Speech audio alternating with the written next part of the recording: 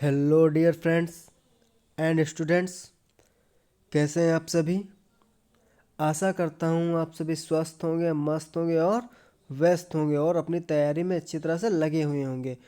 मैं आपका अपना गुरुजी द कंपटीशन पैसेंजर वाला। मैं लाया हूँ सीटेट 2022-23 एग्ज़ाम में बाल विकास एवं शिक्षण शास्त्र से संबंधित सीटेट परीक्षा में आने वाले महत्वपूर्ण प्रश्नों की श्रृंखला। इसका ये पार्ट 8 है, ठीक है। तो बिना समय व्यर्थ किए चलिए शुरू करते हैं। देखते हैं अपने पहले क्वेश्चन से लास्ट क्वेश्चन तक। तो चलिए शुरू करते हैं, देखते हैं फर्स्ट क्वेश्चन। पहला क्वेश्चन है, कोहलर यह सिद्ध करना चाहता था कि सीखना कोहलर यह सिद्ध करना चाहता था कि सीखना ए ऑप्शन एक ऐसी स्थिति है जिसमें व्यक्ति पशु से श्रेष्ठ है। अच्छा। बी स्वायत्त यादृच्छिक क्रिया है। ठीक। सी संज्ञानात्मक संकार्य है। बी परिस्थिति के विभिन्न अंगों का प्रत्यक्षीकरण है। ठीक। तो ए बी सी डी का इसमें सही आंसर क्या होगा पहले का, जल्दी से आंसर कीजिए।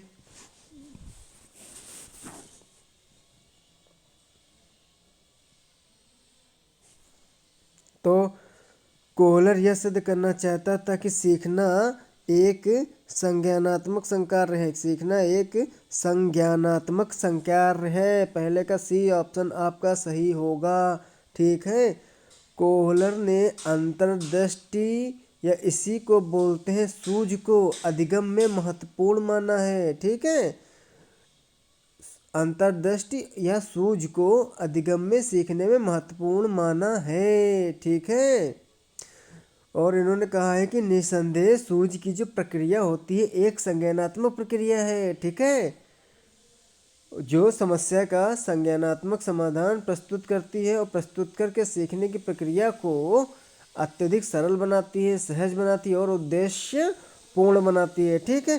तो सीखना जो है एक संज्ञानात्मक संकार्य है। कोहलर यह सिद्ध करना चाहता था। पहले का सी ऑप्शन। कोहलर ने किस जानवर का प्रयोग किया था सिद्धांत देने के लिए, कमेंट बॉक्स में आप लोग बताइएगा। ठीक है। तो पहले का सी ऑप्शन चाहिए, सही है। आप आइए चलते अपने नेक्स्ट क्वेश्चन पे। बहुत अच्छा क्वेश्चन है। किसी भी नई भाषा को सीखने के लिए कहाँ से प्रारंभ किया जाना चाहिए।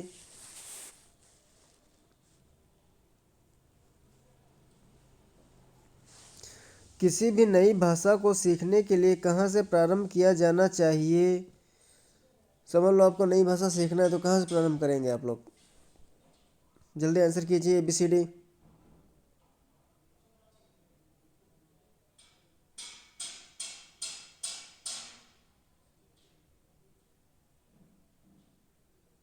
तो दूसरे का जो सही ऑप्शन होगा वो होगा ए ऑप्शन। ए ऑप्शन अक्षरों व शब्दों के मध्य सहचर्य से। ठीक है। मतलब कि किसी भी नई भाषा को सीखने के लिए हमें सबसे पहले अक्षरों व शब्दों के मध्य सहचर्य से शुरुआत करनी चाहिए। अक्षरों व शब्दों के मध्य संबंध स्थापित करने से शुरुआत करना चाहिए। सहचर्य का मतलब संबंध स्थापित करना। ठीक है।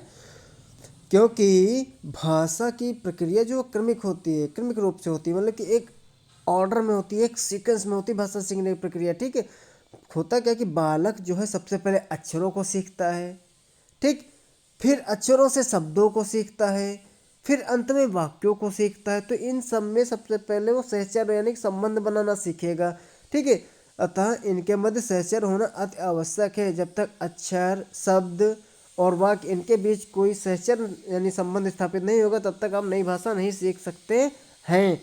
तो दूसरे का ए ऑप्शन सही होगा। अक्षरों व शब्दों के मध्य सहचर्य यानी संबंध स्थापित करने से प्रारंभ करना चाहिए। बच्चों को पहले अक्षर ज्ञान देना चाहिए, फिर जब शब्द बताना चाहिए तो शब्द में जो जो अक्षर उनका संबंध उनको बताना, कैसे क्या चीज़ें कैसे क्या करते हैं, कैसे क्या सीखना। ठीक चीज़ें हैं। ठीक है। तो दूसरे का ये ऑप्शन सही है। अक्षरों व शब्दों के मध्य सहचर्य से प्रारंभ करना चाहिए नई भाषा को सीखने से। ठीक। थर्ड क्वेश्चन, समावेशी कक्षा में किस प्रकार का ये के छात्र शामिल होता है या होते हैं। ए ऑप्शन केवल विशिष्ट छात्र, बी ऑप्शन सामान्य और विशिष्ट छात्र, सी ऑप्शन केवल सामान्य छात्र, डी ऑप्शन बहुभाषी और प्रतिभाशाली छात्र। ऑप्शन कीजिए।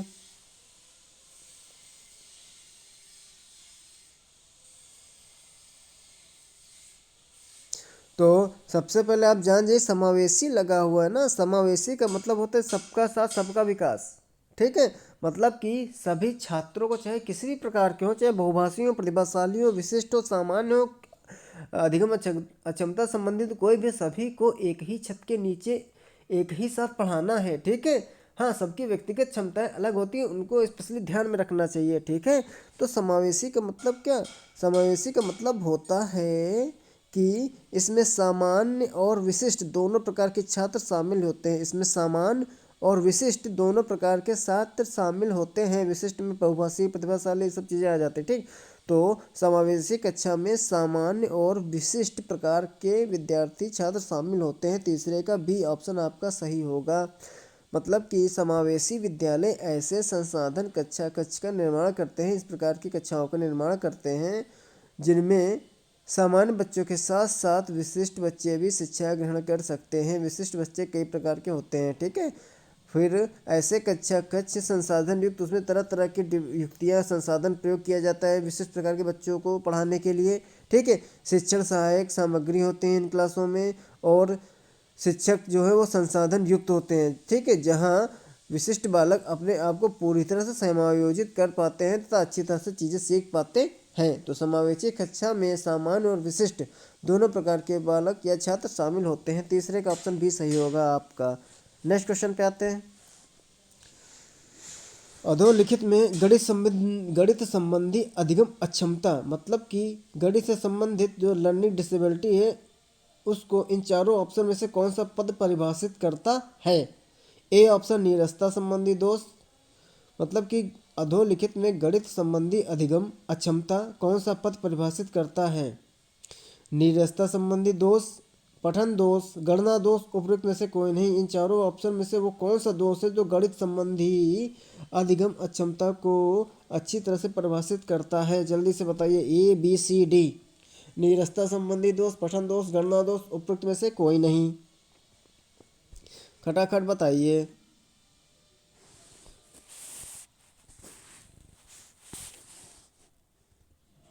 तो इसका सही ऑप्शन होगा चौथे का ऑप्शन सी। चौथे का ऑप्शन सी, यानी कि गणना दोष यह गणित संबंधी अधिगम अक्षमता को परिभाषित करता है। गणना दोष गणित संबंधी अधिगम अक्षमता को परिभाषित करता है। चौथे का सी ऑप्शन सही होगा। ठीक है, और गणना दोष से संबंधित अधिगम अक्षमता को या गणित संबंधी अधिगम अक्षमता को हम बोलते हैं डिस्कैलकुलिया। डिस लिख लीजिएगा, डिस्कैलकुलिया। ठीक है, कमेंट बॉक्स में बताइए कि डिस्ग्राफिया का मतलब क्या होता है, डिस्ग्राफिया किस अधिगम अक्षमता से संबंधित है। ठीक है, कमेंट बॉक्स में बताइएगा। ठीक, तो गणित संबंधी अधिगम अक्षमता वाले बच्चों में अंकगणितीय संक्रियाओं के जो चिन्ह होते हैं उनको समझने में कठिनाई आती है, उनमें दिशा ज्ञान का अभाव होता है, उनमें अल्प समझ होती है। ठीक है, और नगद चीज़ों का लेन देन नहीं कर पाते, भुगतान संबंधी उनके अंदर समस्याएं आती हैं, अंकों को समझ नहीं पाते हैं। ठीक, इस प्रकार की समस्याएं आती हैं। तो चौथे का ऑप्शन सी होगा। गणना दोष जो है वो गणित संबंधी अधिगम अक्षमता है, जिसे बोलते हैं डिस्कैलकुलिया। ठीक है, डिस्ग्राफिया किससे संबंधित है, कमेंट बॉक्स में बताइए जल्दी से। ठीक, नेक्स्ट क्वेश्चन पे आते हैं। समावेशीकरण की सफलता के लिए आवश्यक है। ए क्षमता निर्माण का अभाव, बी अभिभावकों की भागीदारी का न होना, का न होना है का अभिभावकों की भागीदारी का न होना, अलगाव संवेदनशीलता,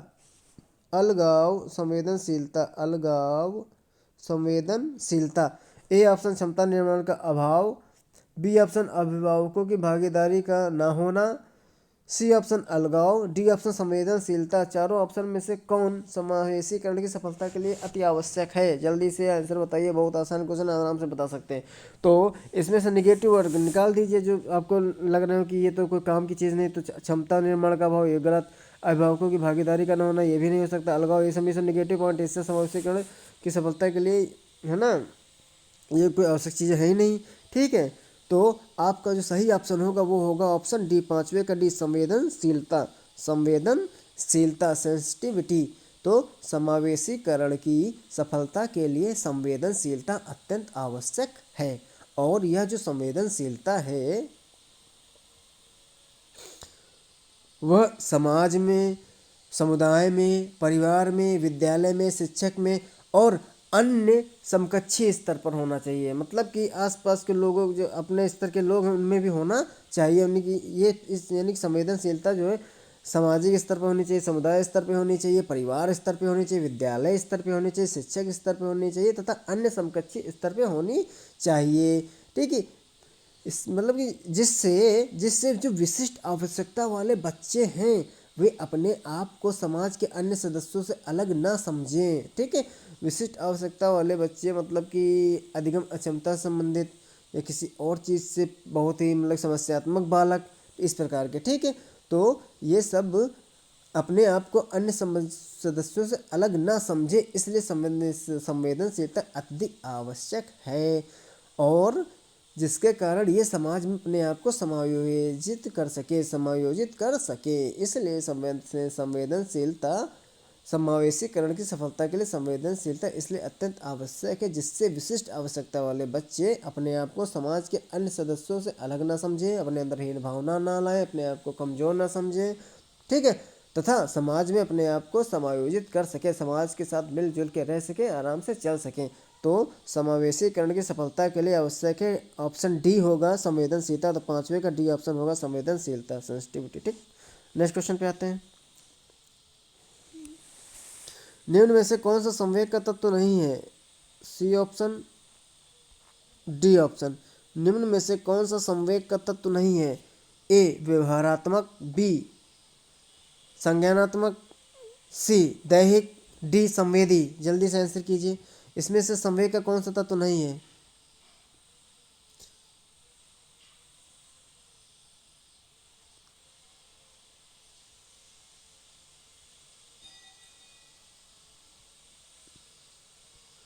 संवेग का तो मतलब समझते हैं ना, डर जाना, बीपी बढ़ जाना, रक्तचाप बढ़ जाना, आवाज़ परिवर्तन आना, हकलाना। ठीक है, विचार प्रक्रिया से तो ये सब संवेग होते हैं। ठीक, किसी को अचानक देख लेना, अरे, ठीक, ये सब। तो इसका सही राइट आंसर बताइए, संवेग का कौन सा तत्व नहीं है? व्यवहारात्मक, संज्ञानात्मक, दैहिक, संवेदी। तो इसका जो सही ऑप्शन होगा वो होगा ऑप्शन डी संवेदी। संवेदी आपका संवेग का तत्व नहीं है, संवेदी आपका संवेग का तत्व नहीं है। संवेग इमोशंस अलग, संवेदी अलग होता है। ठीक है, तो संवेग जो है, संवेग का जो तत्व संवेदी जो है, संवेदी पर छठे का ऑप्शन डी सही होगा। संवेदी संवेग का तत्व तो नहीं है। ठीक है, ठीक। अच्छा, प्राणियों में जब संवेग उत्पन्न होते हैं तो दो स्तर पर उनमें परिवर्तन दिखाई देते हैं। पहला शारीरिक स्तर पर, दूसरा मानसिक स्तर पर। अगर मैं शारीरिक स्तर पर बात करें तो जल्दी जल्दी सांस लेना, रक्तचाप बढ़ जाना, आवाज़ में परिवर्तन आ जाना, ठीक, अंग संचालन की गति में परिवर्तन, डर जाना, ठीक है, मुंह से कुछ बात ना निकलना। ठीक, अगर मानसिक स्तर पर बात करें तो विचार प्रक्रिया या तो शिथिल हो जाती है, सोचना बंद कर देते हैं, या लुप्तप्राय हो जाती है, अरे अब क्या कहें, अब क्या से ये सब चीज़ें। ठीक, और अगर दूसरी ओर बात करें तो दूसरी ओर संवेदी क्रियाओं का संवेदी क्रियाओं पर संवेग का कोई प्रत्यक्ष प्रभाव नहीं पड़ता। ये भी याद रखिएगा, संवेदी क्रियाओं पर संवेग का कोई प्रत्यक्ष प्रभाव, इमोशंस का कोई प्रत्यक्ष प्रभाव नहीं पड़ता। ठीक, नेक्स्ट क्वेश्चन पे आते हैं। तो छठे का डी ऑप्शन आपका सही है, संवेदी जो संवेग का तत्व तो नहीं होगा। नेक्स्ट क्वेश्चन, संज्ञानात्मक क्षेत्र का सही क्रम का निर्धारण कीजिए। A B C D, A B C D, A B C D, सही ऑप्शन बताइए।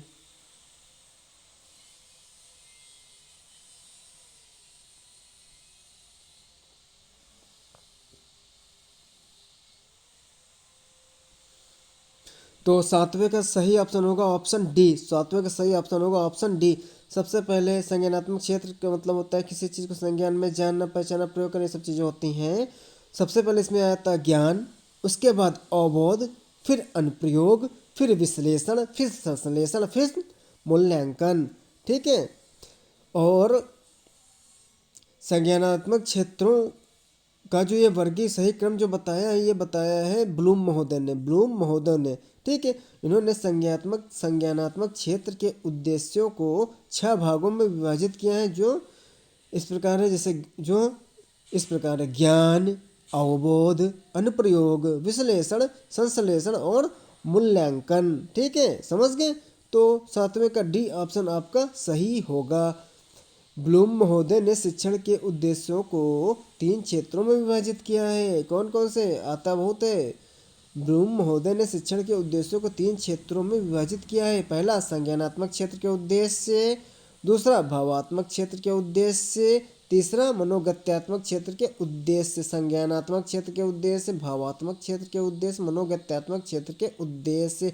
फिर इन्होंने संज्ञानात्मक क्षेत्र के उद्देश्य को फिर से 6 भागों में विभाजित किया है। पहला है ज्ञान, दूसरा है अवबोध, तीसरा है अनुप्रयोग, चौथा है विश्लेषण, पांचवा संश्लेषण, छठा मूल्यांकन। एकदम क्रम सहित। ठीक है, चलिए 7वें का डी ऑप्शन सही है। नेक्स्ट क्वेश्चन पे आते हैं आपके। 8वां क्वेश्चन, निम्न में से कौन सा अच्छे शिक्षण की विशेषता नहीं है? निम्न में से कौन सा अच्छे शिक्षण की विशेषता नहीं है? ए, स्वेच्छाचारी, बी, जनतांत्रिक, सी, सहानुभूतिपूर्ण, बी, वांछनीय सूचनाएं देने वाला। सही ऑप्शन बताइए।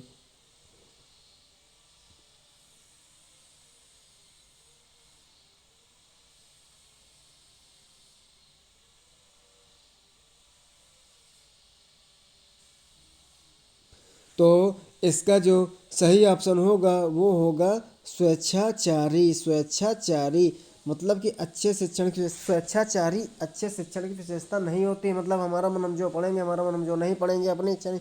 मतलब कि स्वेच्छाचारी अच्छे शिक्षण की विशेषता क्या? स्वेच्छाचारिता पूर्ण शिक्षण जो है वो अच्छे शिक्षण की विशेषता नहीं होती। तो स्वेच्छाचारी यहाँ पे अच्छे शिक्षण की विशेषता नहीं होगी। शिक्षण जो है, अच्छे शिक्षण के लिए शिक्षण का जो वातावरण है वो जनतांत्रिक होना चाहिए, सहानुभूतिपूर्ण होना चाहिए, वांछनीय सूचनाएं देने वाला होना चाहिए। ठीक है, समझ गए? स्वेच्छा पर निर्धारित नहीं होना चाहिए। ठीक है, तो 8वें का ए ऑप्शन आपका सही होगा। आइए अपने नेक्स्ट क्वेश्चन पे आते हैं। अभिप्रेरणा का प्रत्याशा सिद्धांत किसने दिया है? बहुत पूछा जाता है।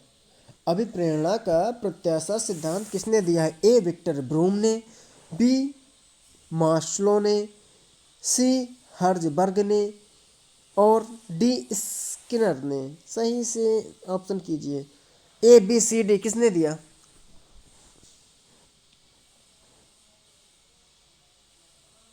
तो इसका सही ऑप्शन होगा अभिप्रेरणा का प्रत्याशा सिद्धांत जो है वो दिया गया है विक्टर ब्रूम महोदय के द्वारा। विक्टर ब्रूम महोदय ने अभिप्रेरणा का प्रत्याशा सिद्धांत दिया है। इस सिद्धांत के अंतर्गत व्यक्ति अपने कार्य का चयन स्वयं करता है। ठीक है, इस सिद्धांत इसमें इन्होंने ये बताया कि व्यक्ति अपने कार्य का जो चयन है वो स्वयं करता है। ठीक है, और सभी व्यक्ति अपने उद्देश्यों, अपनी आवश्यकताओं, अपने मूल्यों, अपने कुशलताओं, अपने योग्यताओं तथा भूमिकाओं के संबंध में सतर्क रहते हैं। समझ गए? तो इन्होंने ये बताया। तो अभिप्रेरणा का प्रत्याशा सिद्धांत विक्टर ब्रूम महोदय के द्वारा दिया गया है। ठीक है, होता क्या, यह जो सिद्धांत है वह अभिप्रेरणा, निष्पादन तथा कार्य की संतुष्टि के कारणों को विभिन्न प्रकार से परिभाषित करता है। ठीक है, तो अभिप्रेरणा का प्रत्याशा सिद्धांत विक्टर ब्रूम महोदय के द्वारा दिया गया है। बहुत पूछा जाता है क्वेश्चन। 9वें का ए ऑप्शन सही होगा। ठीक है, आइए अपने नेक्स्ट क्वेश्चन पे आते हैं। निम्न में से कौन सा शिक्षण का सूत्र नहीं है? बहुत इंपॉर्टेंट क्वेश्चन है। निम्न में से कौन सा शिक्षण का सूत्र नहीं है? ए ऑप्शन सरल से कठिन की ओर, बी ऑप्शन अनिश्चित से निश्चित की ओर, डी ऑप्शन दृश्य से अदृश्य की ओर, डी ऑप्शन निगमन से आगमन की ओर। कौन सा शिक्षण का सूत्र नहीं है?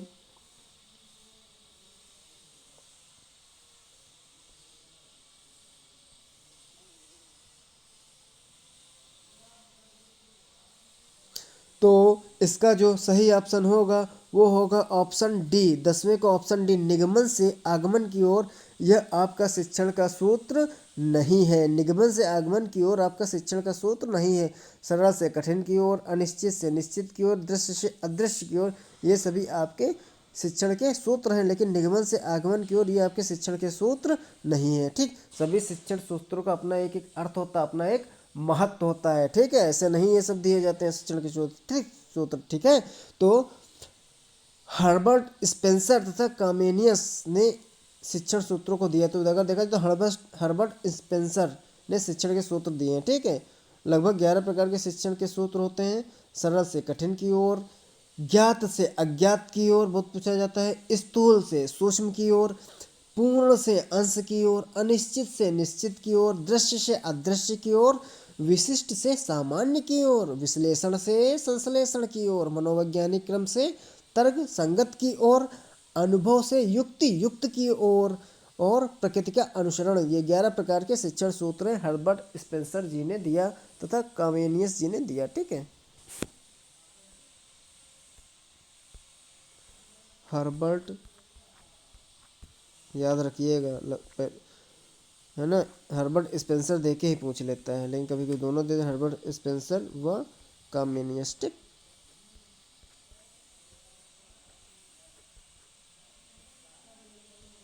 ओके, चलिए।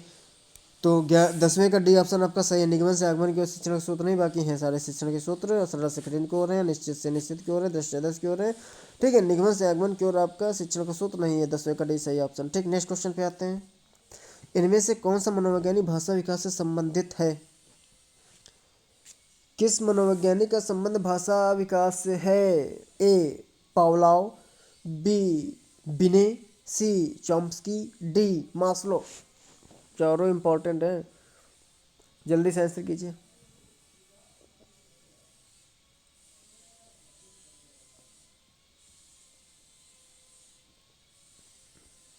तो 11वें का जो सही ऑप्शन होगा वो होगा ऑप्शन सी चॉम्स्की। इंपॉर्टेंट है भाषा विकास, चॉम्स्की। ठीक है, तो भाषा विकास से संबंधित मनोवैज्ञानिक है नोआम चॉम्स्की। पूरा नाम है नोआम, पूरा नाम भी पूछ लेते हैं, मतलब पूरा नाम देके पूछ सकते हैं, नोआम चॉम्स्की।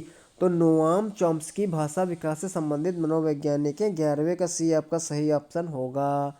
मतलब कि इन्होंने ये माना कि प्रत्येक मानव शिशु में व्याकरण की संरचनाओं का एक अंतर्निहित एवं जन्मजात खाका होता है, जिसे सार्वभौम व्याकरण की संज्ञा दी गई है। ठीक है, समझ गए? चलिए, ओके। तो सभी शिशुओं में व्याकरण की संरचनाओं का एक अंतर्निहित एवं जन्मजात खाका होता है, जिसे सार्वभौम व्याकरण की संज्ञा दी गई, इनका ये मानना था। ठीक, नोआम चॉम्स्की का, जो कि भाषा विकास से संबंधित मनोवैज्ञानिक है इन चारों में। ठीक, 11वें का सी सही ऑप्शन है। आइए अपने नेक्स्ट और खूबसूरत क्वेश्चन पे आते हैं। ठीक, डियर स्टूडेंट, प्लीज़ आप सबसे यही मेरा रिक्वेस्ट है कि मुझे मेरा मोटिवेशन दीजिए। मतलब आपको अगर वीडियो लाइक पसंद आया हो तो प्लीज़ मेरा वीडियो लाइक कीजिए। ठीक है, दूसरों तक पहुंचाइए और मदद मिले उसको शेयर कीजिए, और मेरे यूट्यूब चैनल को सब्सक्राइब कीजिए। ठीक है, इन सबसे मुझको मोटिवेशन मिलता है, जिससे मैं और अच्छे से अच्छे क्वेश्चन आप लोगों के लिए ला सकूंगा। ठीक है, तो चलिए देखते हैं 12वां क्वेश्चन। पियाजे के सिद्धांत के अनुसार प्राक संक्रियात्मक अवस्था की अवधि क्या है? प्राक संक्रियात्मक अवस्था की अवधि क्या है?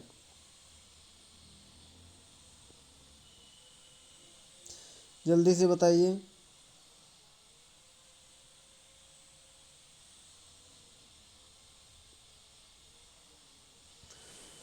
जन्म 4 से 8 साल, जन्म से 2 साल, 2 से 7 साल, 5 से 8 साल। ए बी सी डी, जल्दी से बताइए। प्याजे कहीं भी दिखे और कहीं भी संज्ञानात्मक दिखे, संज्ञानात्मक तो संज्ञानात्मक और प्याजे, ठीक है, पर्यायवाची हैं, समझ लो। संज्ञानात्मक विकास और प्याजे। ठीक, संज्ञानात्मक विकास का संबंध प्याजे से है। प्याजे प्याजे। तो प्राक संक्रियात्मक अवस्था, तो प्राक संक्रियात्मक अवस्था की जो अवधि है वो आपकी होती है 2 से 7 साल तक। 2 से 7 साल तक, 2 से 7 वर्ष तक आपकी प्राक संक्रियात्मक अवस्था की अवधि होती है। प्राक संक्रियात्मक अवस्था की अवधि 2 से 7 साल तक होती है। 2 से 7 साल तक, ठीक है, समझ गए। तो पियाजे ने बालक के संज्ञानात्मक विकास को 4 अवस्थाओं से होकर गुजरते हुए बताया। मतलब कि पियाजे ने यह बताया कि बालक का जो संज्ञानात्मक विकास है वो 4 अवस्थाओं से होकर गुजरता है। पहले अवस्था जो है वो होती है आपकी संवेदी गामक अवस्था या संवेगात्मक गामक अवस्था, जो जन्म से चलती है, जन्म से चलती है 2 वर्ष तक, जन्म से 2 वर्ष तक चलती है, ठीक, जन्म से 2 वर्ष तक चलती है। पहली हो गई आपकी संवेदी गामक अवस्था, संवेदी गामक अवस्था, ठीक है, जन्म से 2 वर्ष तक, ठीक है, 2 वर्ष तक, ठीक है। इसके बाद आपकी आती है प्राक संक्रियात्मक अवस्था, जो पूछा गया। प्राक संक्रियात्मक अवस्था दूसरी अवस्था आती है। प्राक संक्रियात्मक अवस्था को हम पूर्व संक्रियात्मक अवस्था भी बोलते हैं, पूर्व संक्रिया अवस्था भी बोलते हैं। यह अवस्था चलती है 2 से 7 वर्ष तक, यह अवस्था चलती है 2 से 7 वर्ष तक। इसके बाद जो तीसरे नंबर पे आपकी अवस्था आती है, इसके बाद जो तीसरे नंबर पे आपकी अवस्था आती है वो अवस्था आती है आपकी मूर्त संक्रियात्मक अवस्था। मूर्त संक्रियात्मक अवस्था, मूर्त संक्रियात्मक अवस्था ये 7 से 11 वर्ष तक चलती है, 7 से 11 वर्ष तक चलती है, ठीक है। और सबसे लास्ट में की जो अवस्था आती है वो आती है आपकी औपचारिक संक्रियात्मक अवस्था, ठीक, ये चलती है आपकी 11 वर्ष से 15 वर्ष तक, 11 वर्ष से 15 वर्ष तक, 11 वर्ष से 15 वर्ष तक, ठीक है, समझ गए। तो बहुत पूछा जाता है बालक के संज्ञानात्मक विकास को मतलब कि बालक के संज्ञानात्मक विकास की पियाजे ने कितनी अवस्थाएं बताई? 4 अवस्थाएं बताई हैं।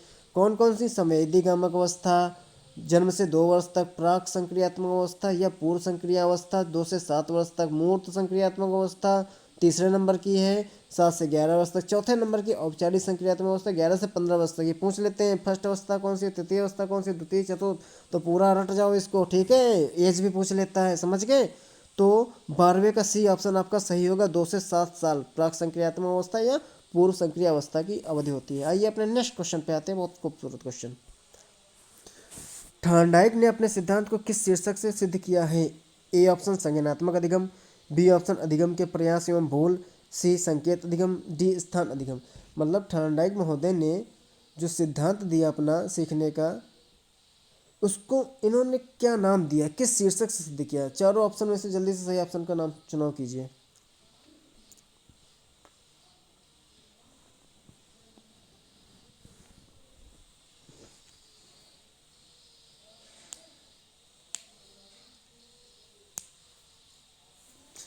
तो इसका सही ऑप्शन होगा 13वें का बी ऑप्शन, ऑप्शन बी, अधिगम के प्रयास एवं भूल, अधिगम के प्रयास एवं भूल। मतलब कि थॉर्नडाइक ने अपने सिद्धांत को अधिगम के प्रयास एवं भूल का सिद्धांत शीर्षक से सिद्ध किया है। इस सिद्धांत को संबंधवाद सिद्धांत, संबंधवाद सिद्धांत के नाम से भी जाना जाता है, संबंधवाद सिद्धांत के भी नाम से जाना जाता है, ठीक है। या इसको बोल सकते हैं उद्दीपक अनुक्रिया, उद्दीपक अनुक्रिया सिद्धांत भी इसको बोलते हैं, ठीक है। या इसे प्रयास एवं त्रुटि भी बोल सकते हैं, प्रयास एवं त्रुटि का सिद्धांत, प्रयास एवं त्रुटि का सिद्धांत। तो ये कई प्रकार से पूछा जाता है। संबंधवाद का सिद्धांत किसने दिया? थॉर्नडाइक ने दिया। उद्दीपक अनुक्रिया का सिद्धांत किसने दिया? थॉर्नडाइक ने दिया। प्रयास एवं त्रुटि का सिद्धांत किसने दिया? थॉर्नडाइक ने दिया। प्रयास एवं भूल का सिद्धांत किसने दिया? थॉर्नडाइक ने दिया। सबको थॉर्नडाइक ने दिया, ठीक है। तो इस प्रकार से पूछ सकते हैं, बहुत घुमा के पूछ, सीटेट में बहुत दिमागी क्वेश्चंस देते हैं, ठीक है ना। रटने वाले क्वेश्चन नहीं आते सीटेट में, ये ध्यान रखिएगा, अपना दिमाग लगाना होता है। तो थॉर्नडाइक के अनुसार सीखने के लिए पुनर्बलन, ठीक है, पुनर्बलन जो है वो पुनर्बलन, सीखने के लिए पुनर्बलन को इन्होंने केंद्रीय तत्व माना है। पूछ सकते हैं थॉर्नडाइक ने सीखने के लिए केंद्रीय तत्व किसे माना है? तो थॉर्नडाइक ने सीखने के लिए पुनर्बलन को केंद्रीय तत्व माना है, ठीक है, समझ गए। और अनुक्रिया का जो संतोषजनक परिणाम अनुक्रिया का जो संतोषजनक परिणाम होता है, तो अनुक्रिया का संतोषजनक परिणाम ही उद्दीपक अनुक्रिया बंधन को सुदृढ़ करता है। अनुक्रिया का जो संतोषजनक परिणाम होता है वही उद्दीपक अनुक्रिया बंधन को सुदृढ़ करता है। तो 13वें का जो ऑप्शन होगा वो बी ऑप्शन आपका सही होगा। थार्नडाइक ने अपने सिद्धांत को अधिगम के प्रयास एवं भूल शीर्षक से सिद्ध किया है। इसी को प्रयास एवं त्रुटि का सिद्धांत बोलते हैं, संबंधवाद का सिद्धांत बोलते हैं, उद्दीपक अनुक्रिया का सिद्धांत बोलते हैं, ठीक, और प्रयास एवं भूल का सिद्धांत बोलते हैं। ठीक है, चलिए नेक्स्ट क्वेश्चन पे आते हैं। 13वें का बी ऑप्शन आपका सही है। आइए अपने नेक्स्ट और खूबसूरत क्वेश्चन पे आते हैं। चलिए ये देखिए, अनुकूलित अनुक्रिया सिद्धांत किसके अनुकूलन पर बल देता है? अनुकूलित अनुक्रिया सिद्धांत किसके अनुकूलन पर बल देता है? जल्दी से ऑप्शन दीजिए। ए तर्क को, बी व्यवहार, सी चिंतन, डी अभिप्रेरणा। राइट आंसर बताइए खटाखट। ठीक ठीक।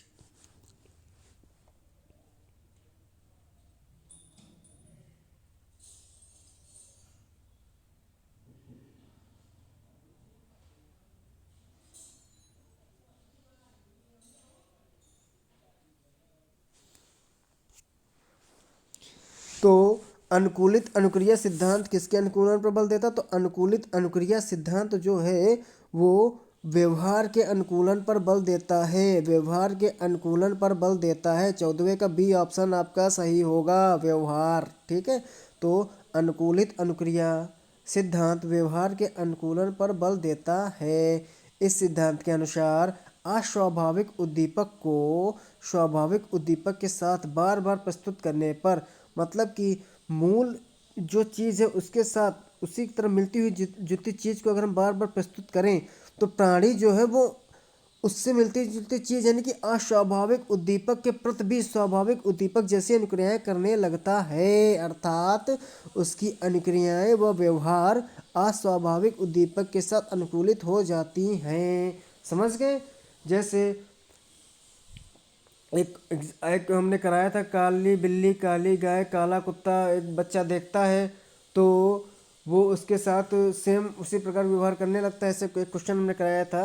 ठीक है, कभी उसने कोई काली वस्तु देखी होगी तो काली मतलब डर जैसा डरने लगता है उससे। तो कोई काली कलर के उन्होंने उसने वस्तु बच्चे ने देखी होगी तो वो आपकी क्या है, वो आपकी मूल वस्तु थी, वहाँ वो आपका मूल उद्दीपक था, वो आपका स्वाभाविक उद्दीपक था। उसने वो उसके प्रति जो व्यवहार करता था अब उसी की जैसे मिलता जुलता, मतलब कि उसी की जैसे मिलता जुलता अस्वाभाविक उद्दीपक उसके सामने आ गया। ठीक है, तो क्या करता वो उसके प्रति भी मूल उद्दीपक जैसा व्यवहार करने लगता है, यानी कि स्वाभाविक उद्दीपक जैसा व्यवहार करने लगता है। इसका मतलब क्या होता है, यहाँ पर व्यवहार का अनुकूलन हो जाता। तो अनुकूलित अनुक्रिया सिद्धांत के अनुसार व्यवहार का अनुकूलन हो जाता है। ठीक, तो 14वें का आपका बी ऑप्शन सही होगा। ठीक है, समझ गए? मतलब कि मूल वस्तु या चीज से दिखती मिलती जुलती चीजों के प्रति भी वह मूल वस्तु जैसी ही प्रतिक्रियाएं करने लगता है। ठीक है, समझ गए? 14वें का बी ऑप्शन आपका सही होगा। चलिए नेक्स्ट क्वेश्चन पे आते हैं।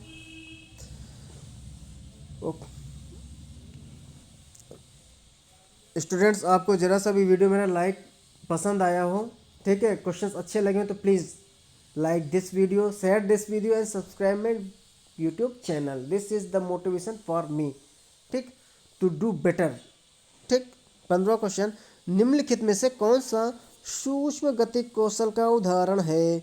ए चढ़ना, बी फुदकना, डी दौड़ना, सी दौड़ना, डी लिखना। जल्दी से ऑप्शन का चुनाव कीजिए सही वाले।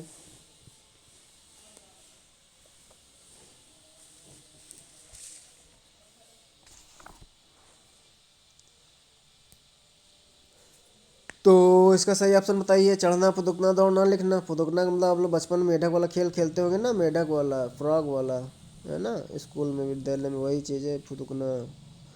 ए option, B option, C option, D option. जल्दी से सही उत्तर का चुनाव कीजिए।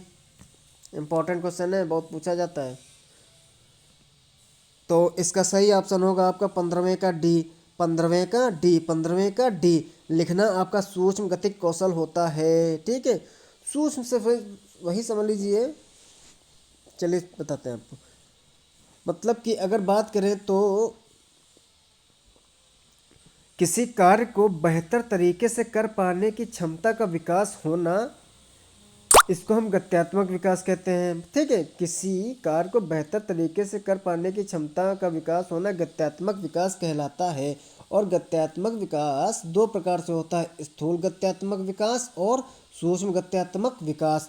गत्यात्मक विकास का जो तात्पर्य है वो मतलब जो है वो पेशीय संचालन के विकास से है। ठीक है, पेशियों के संचालन के विकास से। इसमें बालक जो है वो अपनी मांसपेशियों पर नियंत्रण करना सीखता है। तो बालक अपनी मांसपेशियों पर नियंत्रण करना सीख जाता है। ठीक, तो गत्यात्मक विकास दो प्रकार से होता है, स्थूल गत्यात्मक विकास, सूक्ष्म गत्यात्मक विकास। अब स्थूल गत्यात्मक विकास की मैं बात करूँ तो स्थूल गत्यात्मक विकास से मतलब होता है बड़ी मांसपेशियों पर जब बालक नियंत्रण करना सीख जाता है, यानी कि बड़ी मांसपेशियों पर नियंत्रण।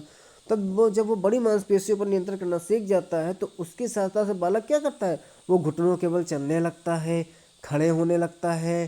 ठीक है, और दौड़ने लगता है, सीढ़ी चढ़ने लगता है, ऊपर चढ़ने लगता है, फुदकने लगता है, समझ गए, दौड़ने जैसे क्रियाएं करने लगता है। ठीक है, तो जब बालक बड़ी पेशियों पर नियंत्रण करना सीख जाता है तो ये स्थूल गत्यात्मक विकास के अंतर्गत आता है। इसके दौरान बालक घुटनों के बल चलता है, खड़ा होता है, दौड़ने लगता है, ऊपर नीचे भागने लगता है। ठीक है, ऐसी क्रिया करने लगता है। ठीक, अगर बात करें सूक्ष्म गत्यात्मक विकास, गत्यात्मक विकास को ही गतिक कौशल भी बोलते हैं। ठीक है, गतिक कौशल भी बोलते हैं। ठीक, गत्यात्मक, सूक्ष्म गतिक कौशल या गत्यात्मक कौशल। ठीक, समझ गए।